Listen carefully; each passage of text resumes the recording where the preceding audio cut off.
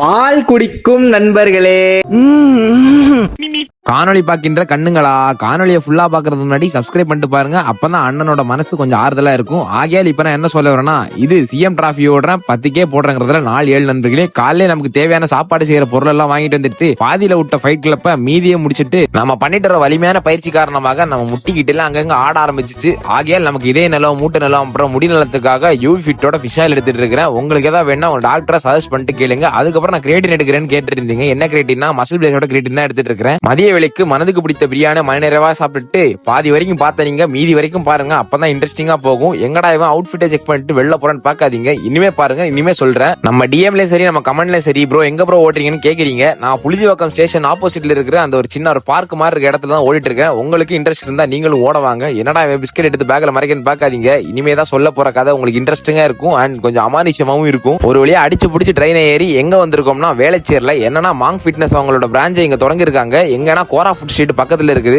ஆகையால் ஒரு விசிட்ட போட்டு வரலாம்னு சொல்லிட்டு அப்படியே பல பரிசுகளை அள்ளிட்டு வரலாம்னு ஒரு மைண்ட் செட்டா போனேன். கடைசியில என்னாச்சுன்னு நான் கடைசியிலே சொல்றேன். ஜிம்மை பத்தி சொல்லணும்னா ஜிம் எல்லாம் பக்காவா தான் இருந்துச்சு. ஆம்பியன்ஸ் எல்லாம் சூப்பரா இருந்துச்சு அண்ட் மிஷின்ஸ் எல்லாம் ஹைட்ராலிக்கா இருந்துச்சு அண்ட் அட்வான்ஸ் லெவல் மிஷின்ஸ் எல்லாம் இருந்துச்சு. இந்த பக்கம் பார்த்தா நம்ம தொடக்கரி மார்த்தாண்டோம். அது யாரா திரும்பி இருக்குன்னு பாக்காதீங்க.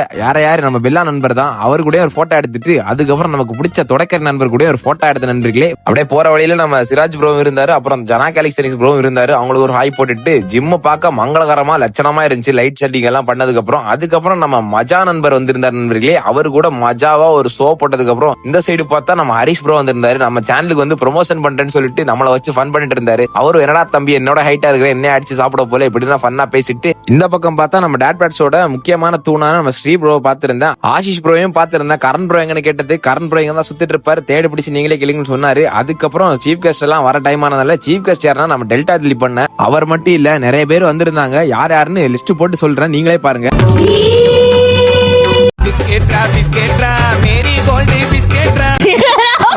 இதுக்கப்புறம் என்ன நடந்துச்சு, யாரெல்லாம் பார்த்தேன், யார்கிட்ட எல்லாம் பேசினேன்னு சொல்லிட்டு பார்ட் 2ல பார்ப்போம். ஆகையா இப்ப நான் கோரிக்கையா வச்சு கேக்குறது என்னன்னா, சப்ஸ்கிரைபும் ஃபாலோ பண்ணிட்டு பாருங்க. பார்ட் 2 வருவது உறுதி, தேதி பின்னர் அறிவிக்கப்படும்.